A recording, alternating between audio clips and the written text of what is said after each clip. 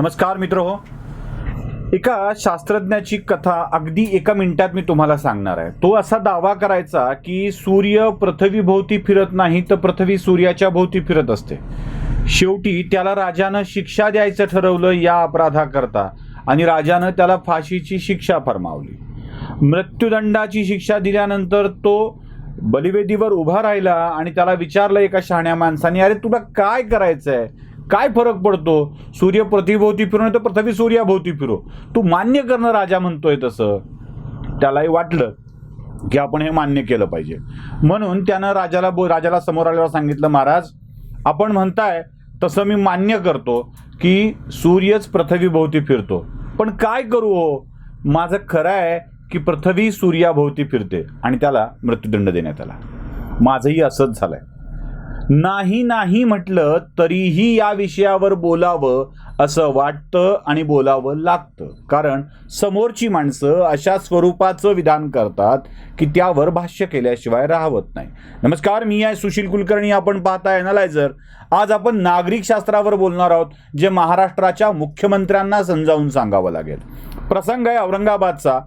औरंगाबाद खंडपीठाचं म्हणजे मुंबई उच्च न्यायालयाच्या औरंगाबाद खंडपीठाच्या विस्तारित इमारतीचा उद्घाटनाचा सोहळा देशाचे सरन्यायाधीश, राज्याचे कायदा मंत्री, मुंबई उच्च न्यायालयाचे मुख्य न्यायमूर्ती, मुख्यमंत्री आणि अन्य लोकांच्या उपस्थितीमध्ये औरंगाबादेत पार पडला. आता या सोहळ्याला जवळपास मोठ्या प्रमाणावर न्यायमूर्ती हजर होते आणि त्यात मुख्यमंत्र्यांनी जे भाषण केलं ते फारच रंगतदार होतं. आता मी तुम्हाला त्यांच्या भाषणाचा एक एक क्लिप ऐकवणार आहे आणि एक एक विषय जरा समजावून सांगणार आहे. अगदी सुरुवातीलाच शहाण्यानं कोर्टाची पायरी चढू नये असं सांगणारे मुख्यमंत्री स्वतःच कोर्टाच्या पायरीवर आलं हे मान्य करतायत. ऐका. आपल्या मराठीमध्ये एक म्हण आहे, शहाण्याने कोर्टाची पायरी चढू नये. पण आता होतंय असं की या कार्यक्रमाच्या निमित्ताने, अरे मी पुढे काय बोललेलो आहे का, या कार्यक्रमाच्या निमित्ताने जे काही येणं जाणं माझं कोर्टामध्ये होत आहे. मुख्यमंत्र्यांच्या या विधानानंतर मी इथून भाषणाला सुरुवात झाली आहे आणि त्यानंतर जे मुख्यमंत्री बोलत गेलेत ना ते फारच आश्चर्यकारक, रंजक, विनोदी, मनोरंजन करणार आहे. पुढे मुख्यमंत्री एक उदाहरण देतात की राज्यातल्या प्रत्येक पोलिसांना आम्ही आता म्हणजे हवालदारांना उपनिरीक्षक करणार आहोत आणि ते सहज एक वाक्य बोलून जातात. जरा ऐका.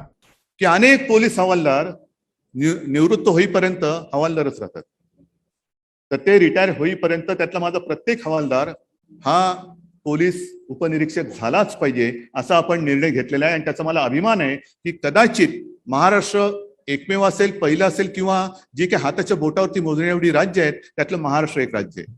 या वाक्यानंतर मला आश्चर्याचं वाटतं की हाताच्या बोटावर मोजता येतील एवढ्या राज्यापैकी महाराष्ट्र एक आहे. मुळात महाराष्ट्रासह सर्व राज्यांची संख्या हाताच्या बोटावर मोजता येईल एवढीच आहे. म्हणजे ते म्हणतात की कदाचित पहिलं असावं, कदाचित एकमेव असावं, कदाचित हाताच्या बोटावर मोजता येतील एवढी असावी. अहो, हाताच्या बोटाला 10 बोटांपैकी 28 कांडी असतात. 28 पेक्षा 1, 2, 3 जास्त राज्य महाराष्ट्र देशामध्ये असतील. हाताच्या बोटावर मोजता येतील एवढेच थोडेसे जास्त राज्य त्यावेळेत. त्यामुळे हेही विधान जरा मला आश्चर्यकारक वाटलं. जाऊ द्या, ही फार किरकोळ गोष्ट आहे. पुढे जाऊया आपण. नागरिकशास्त्र नीट समजावून सांगणं आवश्यक आहे. महिलांवरती अत्याचाराच्या विषयामध्ये देखील मुख्यमंत्री देशभराचा उल्लेख करत होते, महाराष्ट्राचा मात्र उल्लेख ते करताना टाळताना दिसत होते.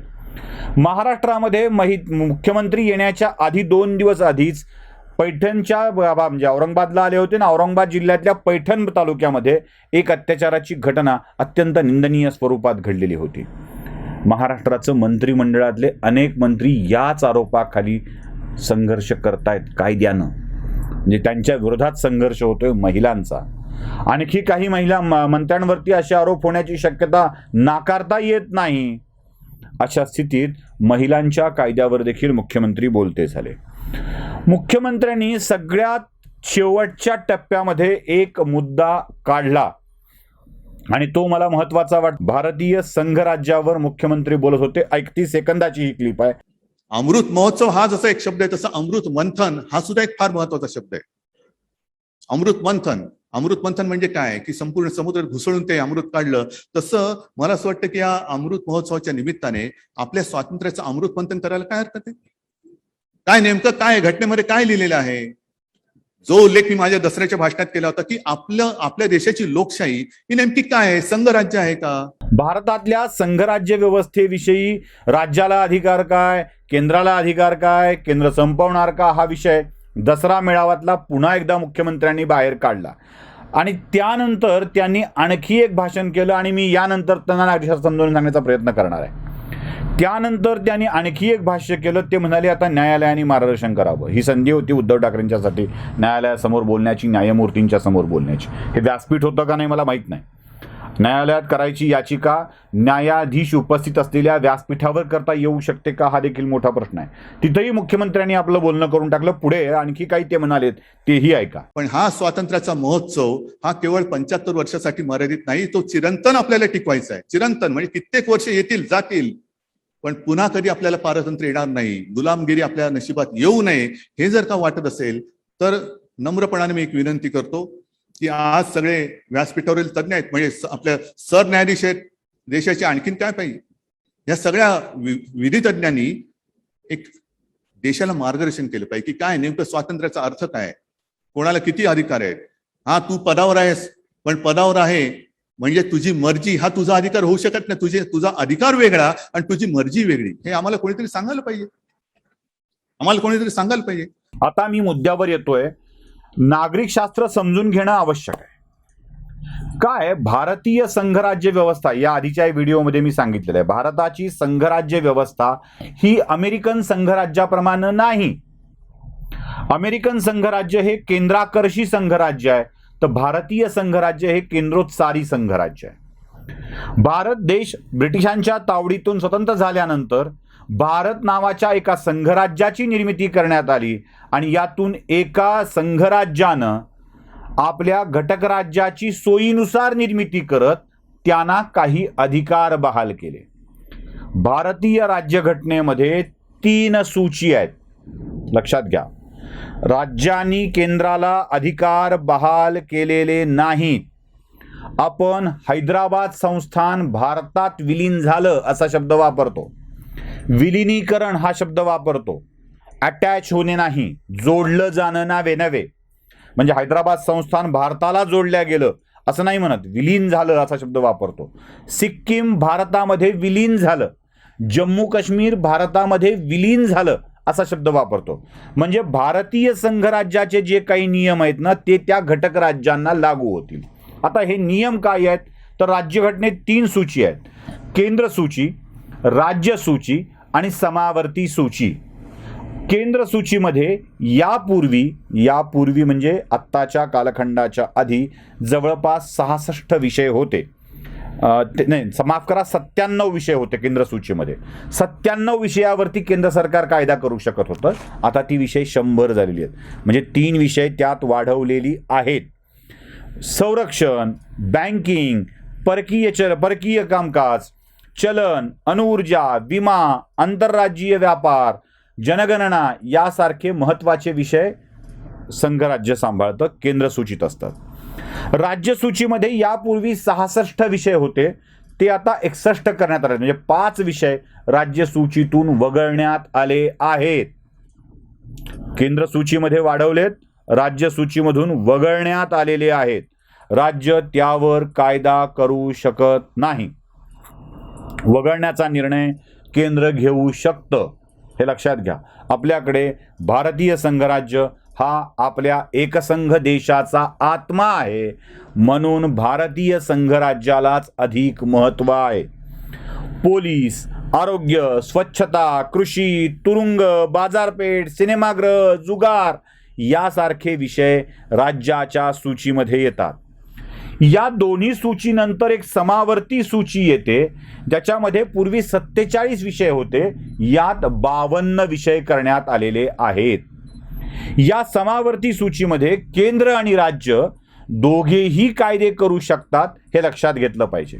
यात फौजदारी कायदा, फौजदारी कायदा, नागरी कायदा, विवाह, घटस्फोट, लोकसंख्या नियंत्रण, कुटुंब नियोजन, वीज, कामगार कल्याण, आर्थिक नियोजन, सामाजिक विषय, औषधे, वर्तमानपत्रे, वजन मापे हे विषय समाविष्ट होतात. ही समावर्ती सूची आहे. इथे राज्य आणि केंद्र दोघंही कायदा करू शकतात. आता केंद्र, राज्य आणि समावर्ती सूचीमधून काही विषय शिल्लक राहतात, शेष राहतात. याला शेषाधिकार असं म्हणतात. आणि या विषयावरती कायदे करण्याचा अधिकार केंद्र सरकारचा आहे, राज्य सरकारचा नाही. हे पुन्हा एकदा समजून सांगतो. जे विषय केंद्र, राज्य, समावर्ती सूचीमध्ये समाविष्ट नसतील त्यांच्यावरती कायदा करण्याचा अधिकार हा केंद्र सरकारचा आहे. राज्याच्या विषयावर कायदे करण्याचा अधिकार संसदेला आहे आणि हा कायदा 1 वर्ष किंवा त्यापेक्षा अधिक कालावधीसाठी करता येतो. केंद्राला अधिक अधिकार आहेत. सार्वभौमत्व हा जो शब्द आहे ना तो संघराज्याच्या बाबतीत आहे. अधिकार आणि स्वातंत्र्य हा जो शब्द आहे ना तो घटक राज्यांच्या बाबतीत आहे. कलम 256 भारतीय राज्यघटनेच्या कलम 256 ते 263 या कलमामध्ये केंद्र व राज्यामधल्या प्रशासकीय संबंधांना स्पष्ट करण्यात आलेलं आहे. 256 ते 263 मध्ये राज्याच्या विधिमंडळाने केलेली कायदे राष्ट्रपतींना नाकारण्याचा अधिकार आहे. राष्ट्रपतीकडे त्यासाठी नकाराधिकार आहे. यासोबतच राज्यांना बंधन हे आहे की संसदेने पारित केलेल्या कायद्यांनाच सुसंगत ठरतील अशा स्वरूपाचे कायदे राज्य विधिमंडळाने करावेत, स्वतंत्र कायदे नव्हे. संसदेने संमत केलेल्या कायद्यांना सुसंगत ठरतील असे कायदेच राज्याच्या विधिमंडळाने करावे असा भारतीय राज्यघटना सांगते. राज्यपाल राज्यांचे अधिकार केंद्र सरकारकडे, संसदेकडे बहाल करू शकतात, राष्ट्रपतीकडे बहाल करू शकतात. हे देखील या प्रशासकीय संबंधांच्या कलमामध्ये विशेष करून नमूद करण्यात आलेले आहे. असं असतानाही राज्याची अस्मिता वाढायला लावून राज्य वेगळं अस्तित्व ठेवून आहेत, सार्वभौम आहेत, केंद्राचा अधिकार काय चालणार असलं काहीतरी बोलून प्रादेशिक अस्मिता वाढीला लावण्याचं काम महाराष्ट्राचे मुख्यमंत्री करतायत. कदाचित जो अलगाववाद भारतातल्या काही राज्यांमध्ये वाढलाय तोच फुटीरतावाद महाराष्ट्रात वाढीला लावण्यासाठीचं काम होतं आहे का हे देखील तपासलं पाहिजे. अशी महाराष्ट्राची अस्मिता जी ना मराठवाड्याच्या कामाला आलेली आहे, जी ना विदर्भाच्या कामाला आलेली आहे, जी ना कोकणाच्या कामाला आलेली आहे. महाराष्ट्राचा विकास हा पश्चिम महाराष्ट्रापुरता आणि मुंबईपुरता मर्यादित झालेला आहे. अशा स्थितीत महाराष्ट्राची अस्मिता लावून केंद्राच्या विरोधात संघर्ष निर्माण करण्याचा प्रयत्न होत असेल तर पंतप्रधान नरेंद्र मोदींना आमचं आव्हान आहे, आमची विनंती आहे, आमची मागणी आहे की आता महाराष्ट्रामध्ये अशा स्वरूपाची वृत्ती वाढीला लागणार नाही याची काळजी घ्यायला हवी. कारण महाराष्ट्राचे मुख्यमंत्री संघाच्या विरोधात द्रोह करण्याची, संघाच्या म्हणजे संघराज्याच्या विरोधात द्रोह करण्याची भाषा बोलत असतील तर आम्हाला अशा राज्यात राहायचं की नाही हे ठरवावं लागेल. त्यासाठी स्वतंत्र राज्याची निर्मिती करावी लागली तरी हरकत नाही, पण मराठी अस्मितेच्या नावाखाली संघराज्याला धक्का देण्याचा प्रयत्न होत असेल तर या प्रयत्नाला लगाम लावणं आवश्यक आहे. हा व्हिडिओ आवडला असेल तर लाईक, शेअर, सबस्क्राईब नक्की करा. बेल आयकॉन दाबायला विसरू नका. इतरांनाही पुढे पाठवा. नमस्कार.